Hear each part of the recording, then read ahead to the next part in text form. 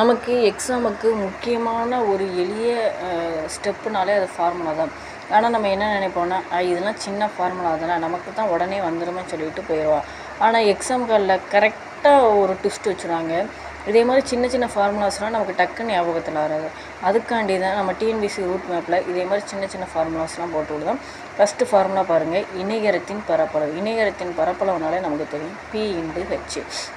அடிப்பக்கம் into உயரம்னு சொல்லுவாங்க.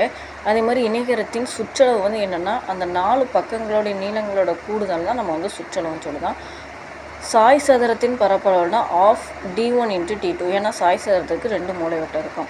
சரிவகத்தோட பரப்பளவுனா of HA+P அப்படின்னு இருக்கும். இதே மாதிரி ஃபார்முலாஸ்லாம் நீங்கள் சிம்பிளாகவே மனப்பாடம் பண்ணிக்காங்க. திடீர்னு நமக்கு எக்ஸாம்களில் டக்குன்னு இதே மாதிரி ஃபார்முலாஸ்லாம் ஞாபகம் வராது. அப்போ போல் கன்ஃபியூஸ் ஆகாமல் இப்போவுமே தெளிவாக படிச்சுக்கிட்டால் ரொம்ப நல்லாயிருக்கும்.